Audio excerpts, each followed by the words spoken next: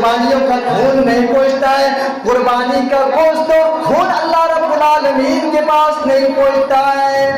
अल्लाह रब्बुल आलमीन के पास तुम्हारा दिल का तकवा देखता है, तुम्हारी परहेजगारी देखता है, तुम्हारे अंदर इखलास है कि नहीं, तुम्हारे अंदर अच्छी नियत है कि नहीं, लिल्लाहियत है कि नहीं, ये अल्लाह देखता है। आज इंसान खबरिया बयान करते हैं, मौलाना साहब हमने 35,000 का बैल लेकर के आ गया है, हमने 20,000 का बकरा लेकर के आ गया है, हमने 70,000 का ऊंट खरीद करके ले आया है।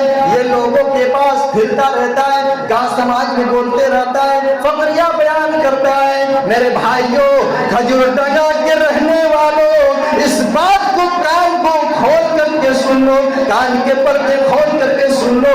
जो शख्स खबरिया बयान कर दे कि हम इतना दामी और इतना कीमत वाला बकरा लेकर के आया, इतना बैल लेकर के आया, इतना दुम्बा लेकर के आया, इतना ऊंट लेकर के आया, ये खबरिया बयान करने से तुम्हारी कुर्बानी बेकार हो जाएगा। सबसे पहली चीज, कुर्बानी वाजिब नहीं है, कुर्बानी फर्ज नहीं है। आज सुनिए, आज अपने कानों के पर्दे खोल करके खजूरडंगा के लोग सुने। आज कुर्बानी फर्ज नहीं है, कुर्बानी वाजिब नहीं है, कुर्बानी लाजिम नहीं है। कुर्बानी क्या है? सुन्नत है। क्या है? सुन्नत। सुन्नत मुअक्कदा जिसको कहते हैं, सुन्नत मुअक्कदा जिसको कहते हैं, सुन्नत है। ये इब्राहिम अलैहिस्सलाम की सुन्नत कुर्बानी है। अगर कुर्बानी वाजिब होता, फर्ज होता, तो हज़रत अबू बकर रज़ी अल्लाह ताला अन्हु को देखिए, हज़रत उमर फारूक रज़ी अल्लाह ताला अन्हु को देखिए, कई कई साल उसमें कुर्बानी नहीं की। अगर वाजिब होता और कुर्बानी अगर फर्ज होता, तो क्या अबू बकर और उमर फारूक रज़ी अल्लाह ताला अन्हु कुर्बानी नहीं करते? इससे हमें पता चलता है हज़रत उमर फारूक रज़ी अल्लाह ताला अन्हु से और हज़रत अबू बकर सिद्दीक रज़ी अल्लाह ताला अन्हु से कि कुर्बानी वाजिब नहीं है, लाजिम नहीं है, फर्ज नहीं है, कुर्बानी सुन्नत है।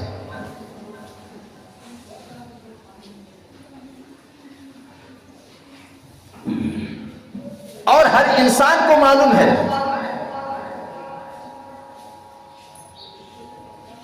हर लोग जानते हैं। कुछ लोग ऐसे हैं कि पैसे रहने के बावजूद कुर्बानी नहीं करते हैं। मैं आज पॉइंट चीज आपके सामने बयान करेंगे इंशाअल्लाह। कुछ लोग ऐसे हैं कि पैसे रहने के बावजूद वो कुर्बानी नहीं करते हैं।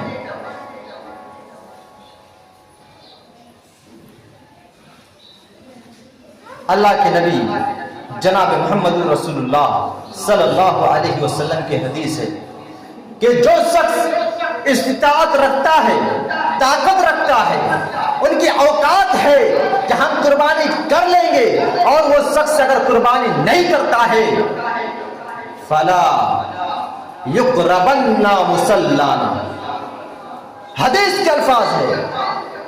इमाम कायनात जनाब मोहम्मद रसूलुल्लाह सल्लल्लाहु अलैहि वसल्लम ने फरमाया कि जो शख्स, जो इंसान, जो आदमी कुर्बानी करने का इस्तिताअत रखता है और वो शख्स नहीं करता है, फला युक़रबन्ना मुसल्लाना, वो हमारे ईदगाह के करीब तक नहीं आए, वो हमारी ईदगाह के करीब ना आए, हमारे मुसल्ले में ना आए। वो नमाज पढ़ने का कोई अधिकार नहीं है, उसका कोई अधिकार नहीं है, उसकी नमाज होगी नहीं, और वो कुर्बानी करने की इस्तिताअत के बावजूद नहीं करते हैं, उसको कुर्बानी के दिन वो ईदगाह ना जाए।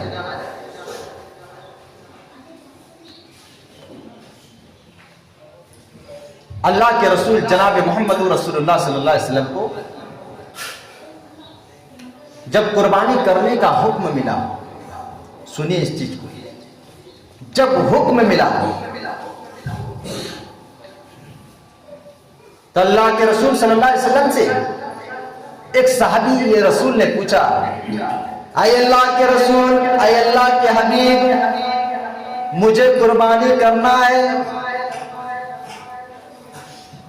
लेकिन मसला ये है कि हमारे घर में कोई जानवर नहीं है, कोई बैल नहीं है, कोई बकरा नहीं है, कोई बकरी नहीं है, कोई ऊंट नहीं है, कोई दुम्बा नहीं है, कोई भेड़ नहीं है, सिवाय एक दूधारी बकरी है, दूध देने वाली बकरी है, दूध देने वाली बकरी है। आए अल्लाह के रसूल, क्या मैं उस दूध देने वाली बकरी को ज़बह कर दूं? क्या मैं उस दूध देने वाली बकरी को कुर्बानी कर दूं? अल्लाह के रसूल सल्लल्लाहु अलैहि वसल्लम ने फरमाया, नहीं, मत करो। आए अल्लाह के रसूल, इसी बकरी के दूध से हमारे घर का परिवार चलता है, इसी दूध से हमारा रोजगार चलता है, इसी दूध से हमारा रिस्क में इजाफा होता है, इस दूध के अलावा कोई हमारा बिजनेस नहीं है, इसी दूध को मैं बेचता हूं, इसी से पैसा होता है, इसी से मैं अपना पेट भरता हूं। ऐ अल्लाह के रसूल, अगर आप इजाजत देते हैं तो हम इस बकरी को कुर्बानी करने के लिए तैयार है। लेकिन अल्लाह के रसूल सल्लल्लाहु अलैहि वसल्लम ने फरमाया, ऐ मेरे सहाबा, इस कुर्बानी में अपनी दूधारी बकरी को कुर्बानी मत किया करो। कुर्बानी के दिन अपना नाखून, अपना बाल, अपना शर्मगाह के बाल, अपने सर के बाल, अपने नाक के नीचे का बाल, अपना नाखून तुम काट लो, कुर्बानी करने का तुम्हें सवाब मिलेगा।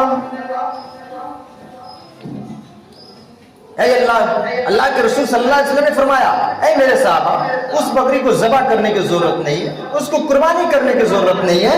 तुम 10 दिन जो है जिलहिज्जा के महीने में तुम नाखून मत काटो। 1 जिलहिज्जा से लेकर 10वें जिलहिज्जा तक अपना नाखून, अपना बाल, नाक के नीचे का बाल, सर का बाल न काटो।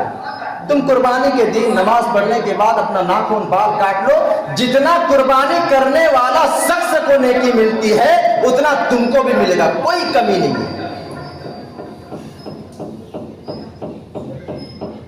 और अल्लाह के रसूल सल्लल्लाहु अलैहि वसल्लम की हदीस है कि जो शख्स, जो इंसान कुर्बानी करने का इरादा कर रहा है कि मुझे करना है, मुझे करना है कुर्बानी, उस शख्स को चाहे कि अपना बाल और नाखून ना काटे।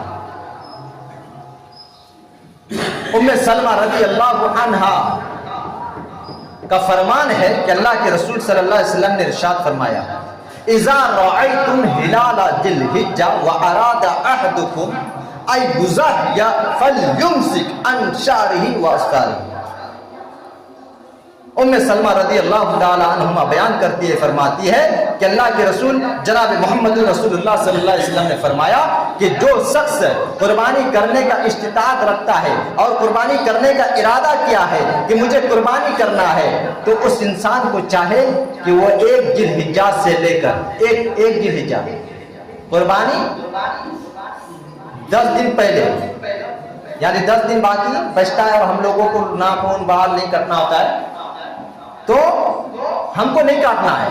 10 दिन ईद की नमाज पढ़ने के बाद, कुर्बानी की नमाज पढ़ने के बाद अब आए घर में, फिर खून बहाए बैल, उसके बाद अपना नाखून, बाल सब काट ले। आपका कुर्बानी में कोई सवाब में कमी नहीं होती। मसला ऐसा भी होता है, कल ही मुझे फोन किया था एक लोग कि मौलाना साहब, अगर कुर्बानी करने का इस्तिताअत रखता है, कुर्बानी करने का इरादा किया है, और वो शख्स, वो इंसान अगर बाल काट लेता है, तो क्या उसकी कुर्बानी सही होगी कि नहीं? यह भी मसला है। बहुत सारे लोग इसको पूछते हैं। मैंने कहा तो कुर्बानी तो हो जाएगी, कुर्बानी हो जाएगी, लेकिन अल्लाह के नबी सल्लल्लाहु अलैहि वसल्लम के हदीस के फरमान के मुताबिक नाफरमान करने की वजह से वो इंसान गुनहगार होगा। कुर्बानी हो जाएगी, लेकिन अल्लाह के रसूल सल्लल्लाहु अलैहि वसल्लम के हदीस के मुताबिक नाफरमान करने की वजह से इंसान गुनहगार होगा। अच्छा, ये भी मसला है कि मौलाना साहब, हमारे बाप दे रहे कुर्बानी, क्या सिर्फ हमारे बाप सिर्फ नाखून, बाल नहीं काटेंगे या बच्चे नहीं काटेंगे? ये भी मसला है, बहुत सारे लोग नहीं जानते। इस चीज को मैं बता देता हूँ। आपके वालिद साहब अगर कुर्बानी दे रहे हैं तो जरूरी तो है आपके वालिद साहब, लेकिन आपके वालिद साहब के लिए जरूरी है, लेकिन आपके वालिद साहब के बाल बड़ा हो गया है और बाल नहीं काटने की वजह से उनका अंदेशा है कि उनका नुकसान हो सकता है। नाखून अगर बढ़ गया है और नाखून हो सकता है बीमारी होती है नाखून, अगर नाखून सड़ने की वजह से, नुकसान होने की वजह से इंसान देख रहा है कि नाखून बढ़ चुका है, इसमें कुछ बीमारी है और उसको हम नहीं काटते हैं तो बीमारी फैल सकती है, इसके जरिए से हमें खतरा है, तो इस वजह से आप नाखून बाल काट सकते हैं। किसके लिए? उज्र होना चाहिए इंसान को, बिला उज्र में नहीं। अब बेटा को क्या करना चाहिए? काटना चाहिए। देखिए भाई, जो साहबी रसूल को जो हुक्म मिला है कि दुधारी बकरी है उसको कुर्बानी मत करो, नाखून बाल काट लो, सवाब मिलेगा। अगर बाप अगर कुर्बानी दे रहे हैं, अगर बेटे अगर उस अमल पर आप पैरवी कर रहे हैं, अगर 10 दिन तक अपना बाल और नाखून नहीं काटते हैं तो बाप को जो सवाब मिलता है वो बेटा को भी सवाब मिलेगा। अल्लाह अकबर, बोलिए अल्लाह अकबर, बोलिए अल्लाह अकबर। बाप को जो सवाब मिलता है वो बेटा को भी सवाब मिलेगा, उनमें कोई कमी नहीं है। आइए हम देखते हैं हदीस में, अल्लाह के रसूल सल्लल्लाहु अलैहि वसल्लम की हदीस है। क्या मौलाना साहब कुर्बानी की नमाज पढ़ने से क्या हम कुर्बानी कर सकते हैं? नहीं मेरे भाई, एक साहबी रसूल नमाज पढ़ने से पहले उसने कुर्बानी कर ली। अल्लाह के रसूल सल्लल्लाहु अलैहि वसल्लम ने उनसे पूछा कुर्बानी आप कर लिए? हाँ मैंने नमाज से पहले कर ली। और अल्लाह के रसूल सल्लल्लाहु अलैहि वसल्लम की नजर भी पड़ गई तो आपने फरमाया मन ज़बहा क़ब्ल सलाती लिनफ्सिही फ़क़द ज़बिहा लिनफ्सिही।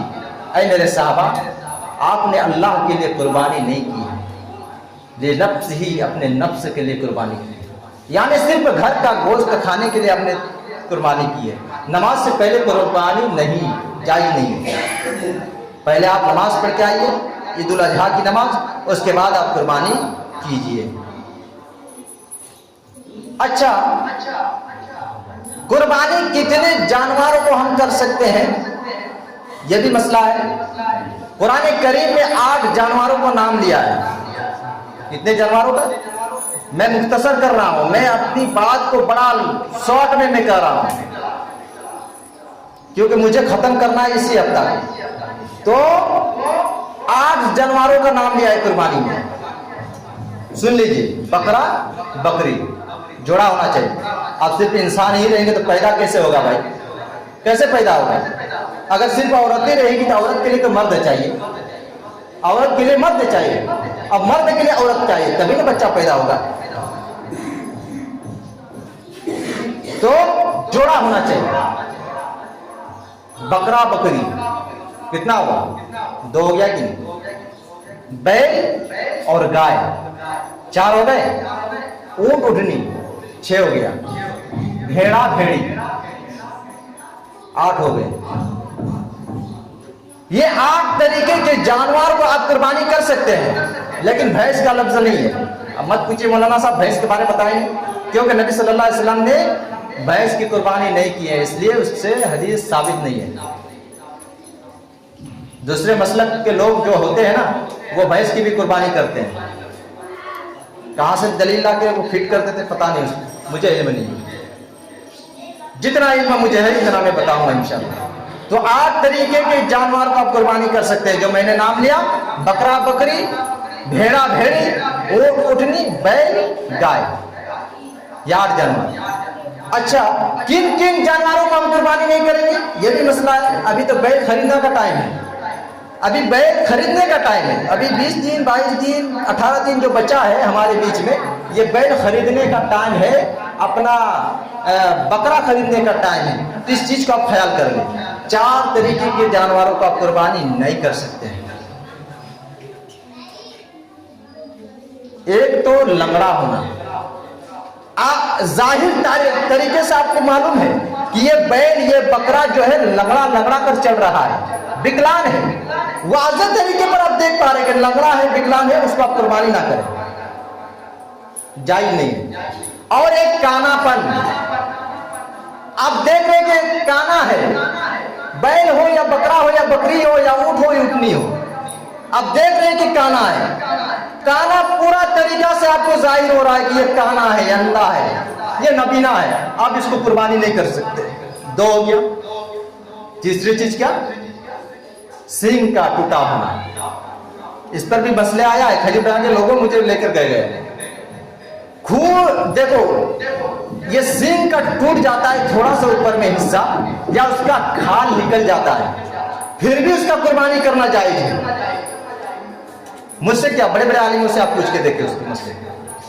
कुर्बानी अगर सींग निकल जा रहा है, खाल निकल गया है, पूरी तरीके से टूट चुका है, लेकिन आप कुर्बानी कर सकते हैं। लेकिन उस जानवर को आप कुर्बानी नहीं कर सकते हैं जिसका जड़ से निकल गया है, जड़ से निकल गया है, खून निकल रहा है, उसमें बदबू फैल रहा है, वैसे जानवरों को आप कुर्बानी ना करें। और चौथा क्या है? कमजोर को होना। इतना कमजोर आप लेकर के आए, उसको ढकेलने से वो गिर जाता है, ये मरियल है, बदन में कोई गोदा नहीं है, कोई गोश्त नहीं है, मोटा ताजा नहीं है। ऐसे जानवरों को, कमजोर जानवरों को आप कुर्बानी हरगिज ना करें। कितनी चीज हो गई? उधर मैंने 4 बताया, उधर 8 बताया जानवरों का नाम, और किन किन जानवरों को हम कुर्बानी नहीं करेंगे। तो इस चीज को आप लोग ख्याल रखेंगे। अच्छा, कुर्बानी, ये भी मसला आया है, सवाल भी क्या है कि मौलाना साहब मैयत के नाम पर कुर्बानी कर सकते हैं कि नहीं? नहीं मेरे भाई, मैयत के नाम पर कोई कुर्बानी नहीं है, कोई कुर्बानी नहीं है। ये सारा मसले मुझे पूछा गया है, मैयत के नाम से कोई कुर्बानी नहीं है। आप अपने घर वाले की तरफ से पूरे कुर्बानी दें।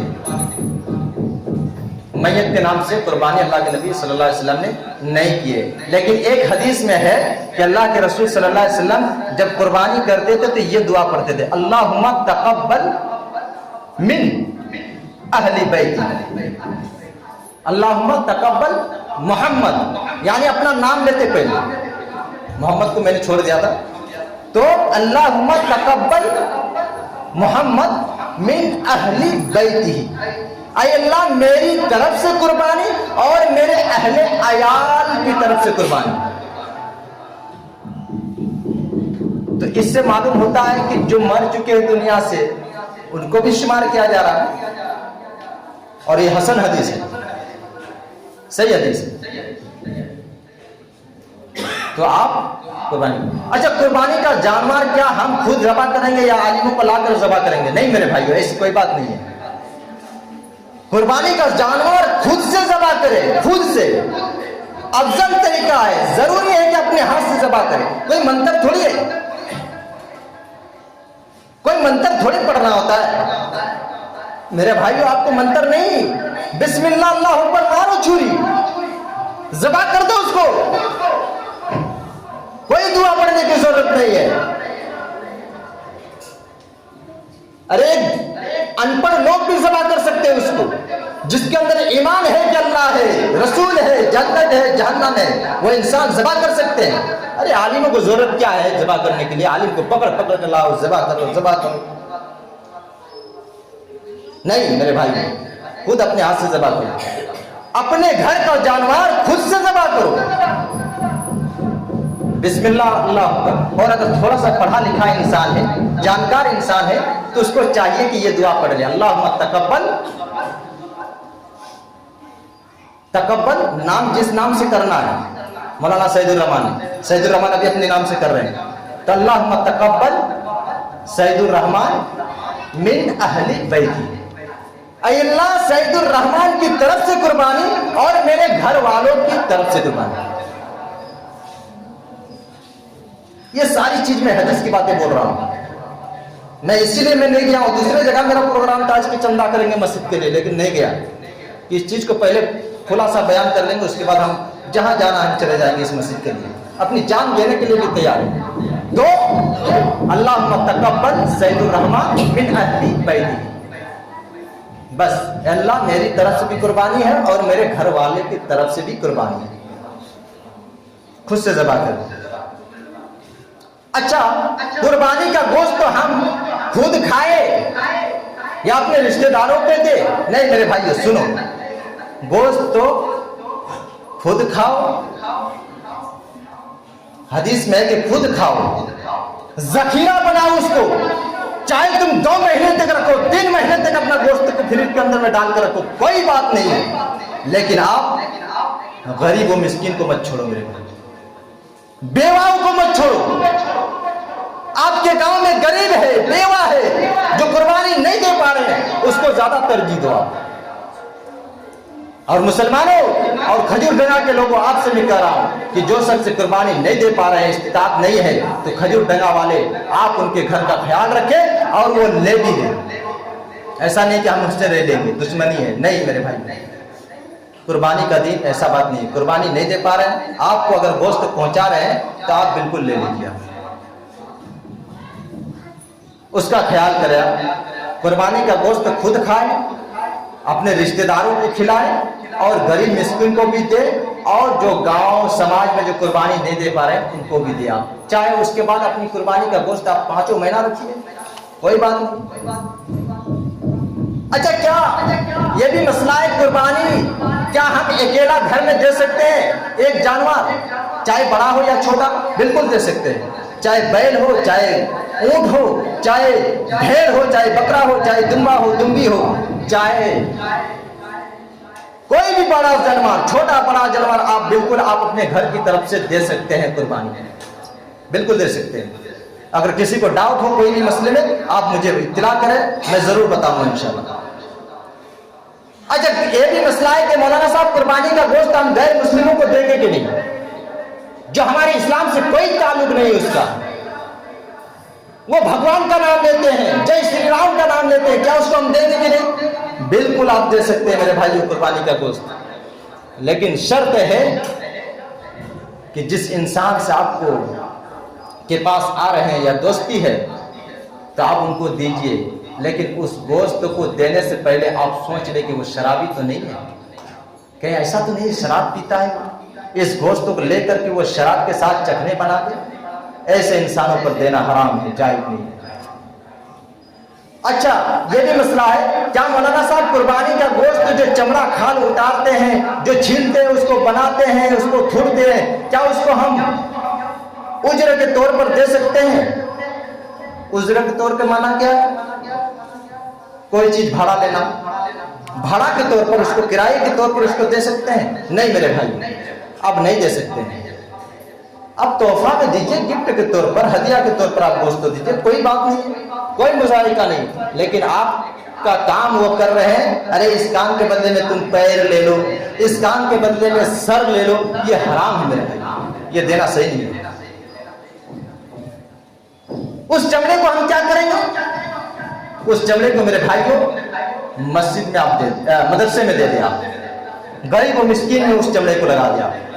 अभी तो हमारे इलाके में चमड़े का कीमत है नहीं, इससे बेहतर कि जमीन में उसमें दफन कर दो।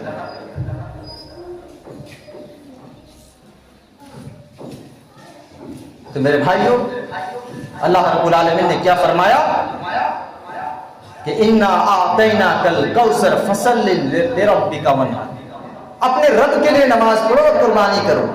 कुल इन्ना सलाती व नुसूकी व महया व ममाती लिल्लाहि रब्बिल आलमीन, बेशक मेरी नमाज, मेरी कुर्बानी, मेरा मरना, मेरा जीना लिल्लाहि रब्बिल आलमीन, अल्लाह रब्बुल आलमीन के लिए है।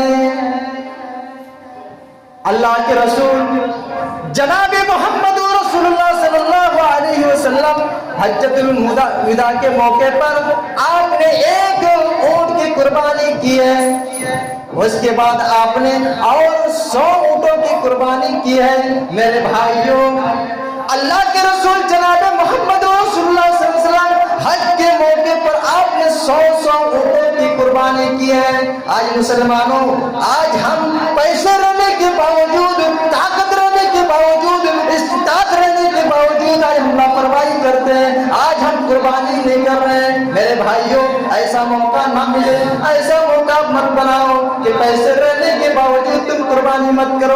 आइए मैं दूसरी तरफ में चला जाता हूँ।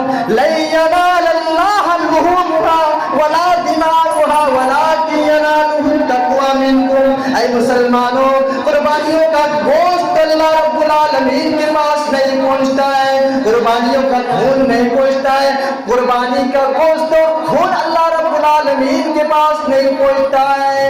अल्लाह रब्बुल आलमीन के पास तुम्हारा दिल का तकवा देखता है, तुम्हारी परहेज़गारी देखता है, तुम्हारे अंदर इखलास है कि नहीं, तुम्हारे अंदर अच्छी नियत है कि नहीं, लिल्लाहियत है कि नहीं, ये अल्लाह देखता है। आज इंसान खबरिया बयान करते हैं, मौलाना साहब हमने 35,000 का बैल लेकर के आ गया है, हमने 20,000 का बकरा लेकर के आ गया है, हमने 70,000 का ऊंट खरीद करके ले आया है। ये लोगों के पास फिरता रहता है, गांव समाज में बोलते रहता है, फकरिया बयान करता है। मेरे भाइयों, खजूर डगा के रहने वालों, इस बात को कान को खोल करके सुन लो, कान के पर्दे खोल करके सुन लो। जो शख्स फकरिया बयान करते कि हम इतना दामी और इतना कीमत वाला बकरा लेकर के आया, इतना बैल लेकर के आया, इतना दुम्बा लेकर के आया, इतना ऊंट लेकर के आया, ये फकरिया बयान करने से तुम्हारी कुर्बानी बेकार हो जाएगा, कोई काम में नहीं आएगा। अल्लाह के पास तुम्हारी कुर्बानी को धुकार दिया जाएगा, हटा दिया जाएगा। मेरे भाई, हरगिज़ ना फकरिया बयान करिए।